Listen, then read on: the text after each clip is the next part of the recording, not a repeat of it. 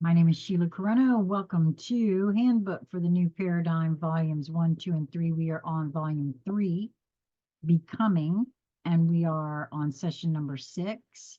Those of you who are following along, we are on page 266, and it begins.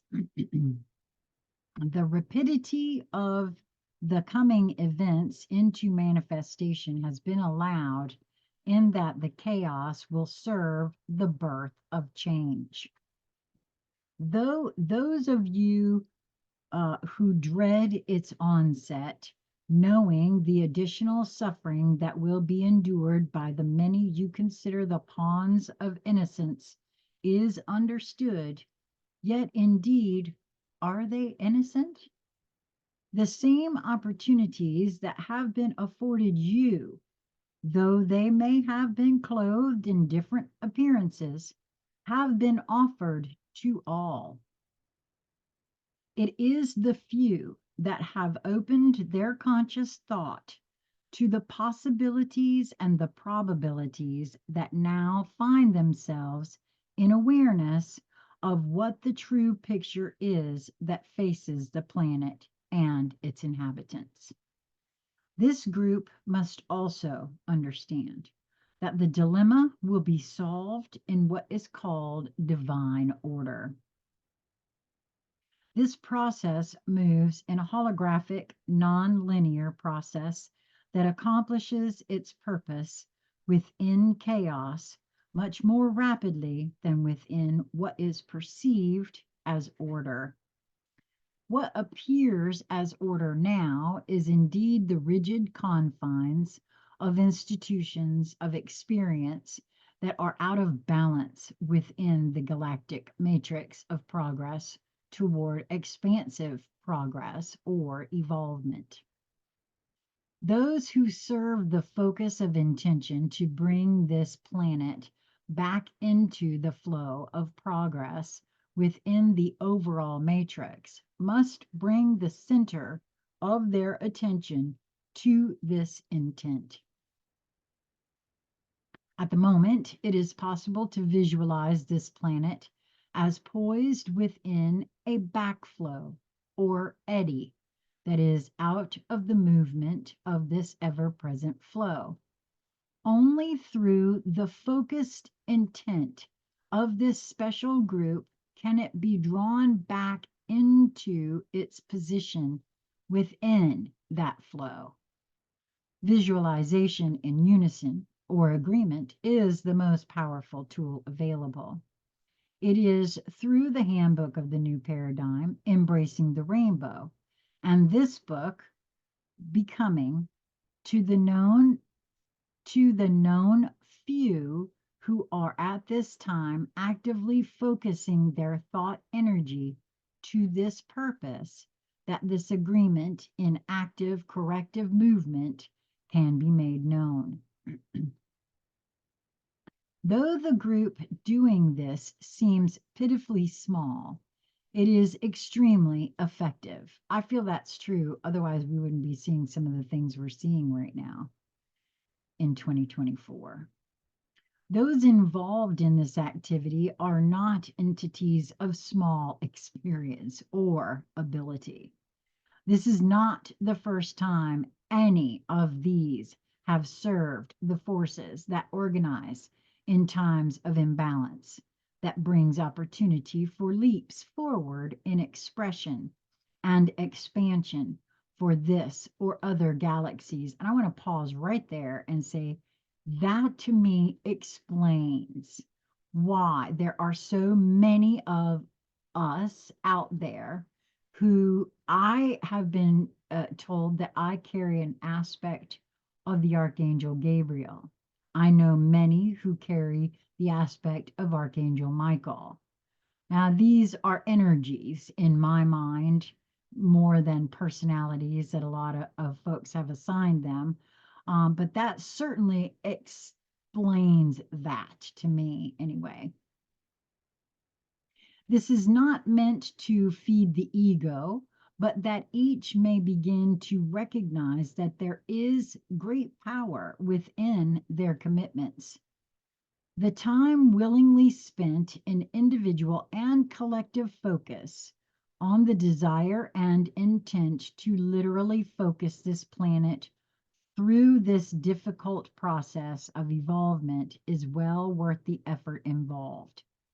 As this focus is made within a continuing commitment, the law of attraction will draw to it the sufficient number to begin the momentum of energies that will bring about the movement within the mass consciousness necessary to refocus the alignments that currently exist. It is through the recognition and acceptance of the possibility by each of those who read these named books and circulated materials that this focus will build upon itself within a mathematical format that will underlay the process.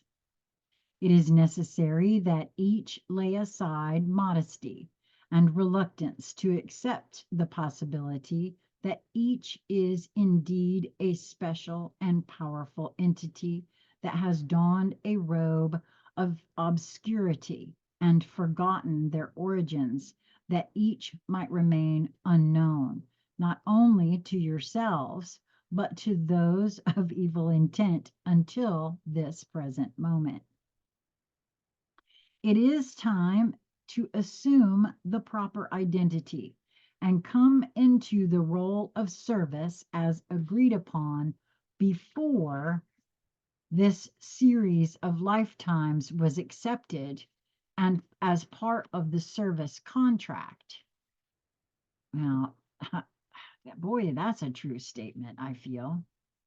I'm not quite sure what I'm being shown here about that, so I'll let that go for now. It is time to realize that this is who and what you are, and what you do and have done before. It is a matter of simply remembering and adapting what you innately know to fit the current requirements. A certain amount of reluctance is natural because of the human format that contains your awareness. It is understood that this involves a literal containment or restriction upon your ability to realize your true identity. Well, that makes a whole lot of sense too, in so many ways. Thus, these messages continue the process of awakening your remembrance, stimulating your desire to participate, and applying pressure to your commitment to this project. As you contemplate the possible truth of these words within your inner awareness, the energies contained in this process do their work, and the truth begins to root itself and grow. That which constitutes your segment of the quote, mission impossible, as it seems to the conscious mind, begins to be drawn into your daily experience. Boy, that's true too. A knowingness of what is appropriate and necessary is apparent and seems the only possible thing to do.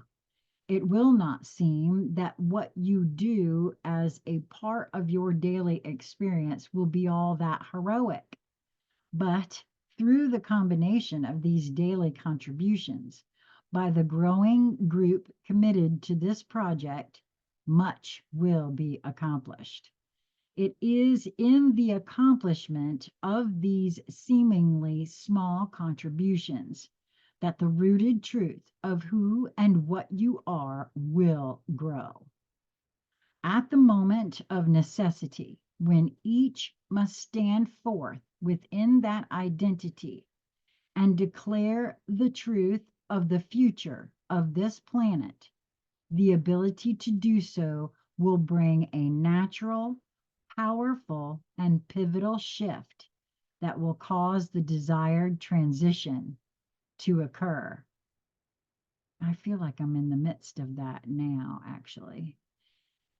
It is knowing that the needed commitment to the totality of the necessary change does not require great personal sacrifice or the need to stand alone before the forces of evil and suffer great bodily harm that allows for the commitment to service to be accepted with enthusiasm.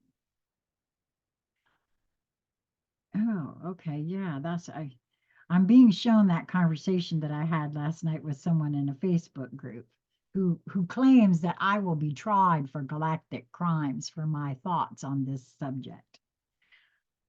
Though we admit there are a few exceptions to this pattern of service, those who accept these roles are well aware of their identities and their commitment to this level of service. To Okay, that's interesting. My phone just beeped and it doesn't ever do that.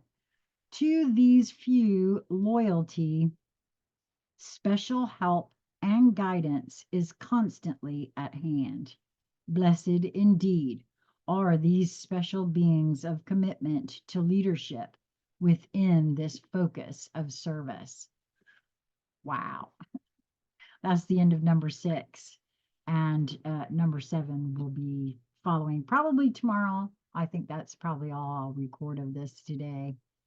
Wow, this is really huge for me. I'm reading this to myself for the first time as I'm sharing it with you.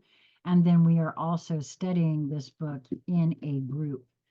And so, there's so much in here. I can see why people read it over and over and over again. Mwah. Until we meet again, my friends, be well.